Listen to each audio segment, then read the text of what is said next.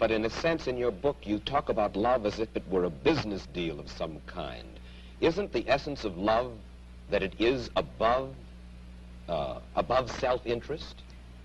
Well, let me make it concrete for you. What would it mean to have love above self-interest?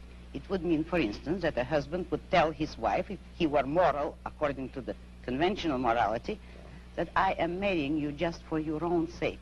I have no personal interest in it, but I am so unselfish that I am marrying you only for your own good. Well, should husbands and wives would tally up? Would any woman like that? Should husbands and wives, Ayn, tally up at the end of the day and say, well, now, wait a minute. I love her if she's done enough for me today, or she loves me if I have properly performed my functions? No, you misunderstood me. That is not how love should be treated. I agree with you that it should be treated like a business deal, but every business has to have its own terms and its own kind of currency. And in love, the currency is virtue. You love people not for what you do for them or what they do for you. You love them for the values, the virtues which they have achieved in their own character. You don't love causelessly. You don't love everybody indiscriminately. You love only those who deserve it. And then if a man is weak or a woman is weak, then he is beyond love? He certainly does not deserve it. He certainly is beyond. He can always correct it. Man has free will. If a man wants love, he should correct his weaknesses or his flaws, and he may deserve it. But he cannot expect the unearned, neither in love nor in money, neither in matter nor spirit. You have lived in our world, and you recognize the fallibility of human beings. There are very few of us, then, in this world, by your standards, who are worthy of love. Unfortunately, yes, very few. But it is open to everybody to make themselves worthy of it, and that is all that my morality offers them. If they will a way to make themselves worthy of love, although that's not the primary motive. Of the various pleasures that man can offer himself, the greatest is pride, the pleasure he takes in his own achievements and in the creation of his own character. The pleasure he takes in the character and achievements of another human being is that of admiration. The highest expression of the most intense union of these two responses, pride and admiration, is romantic love. Its celebration is sex.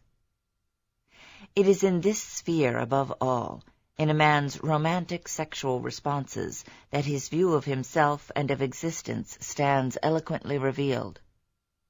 A man falls in love with and sexually desires the person who reflects his own deepest values. There are two crucial respects in which a man's romantic sexual responses are psychologically revealing, in his choice of partner and in the meaning to him of the sexual act. A man of self-esteem, a man in love with himself and with life, feels an intense need to find human beings he can admire, to find a spiritual equal whom he can love. The quality that will attract him most is self-esteem and an unclouded sense of the value of existence. To such a man, sex is an act of celebration, its meaning is a tribute to himself and to the woman he has chosen, the ultimate form of experiencing concretely and in his own person the value and joy of being alive. The need for such an experience is inherent in man's nature. But if a man lacks the self-esteem to earn it, he attempts to fake it, and he chooses his partner, subconsciously, by the standard of her ability to help him fake it, to give him the illusion of a self-value he does not possess and of a happiness he does not feel. Thus, if a man is attracted to a woman of intelligence, confidence, and strength, if he is attracted to a heroine, he reveals one kind of soul.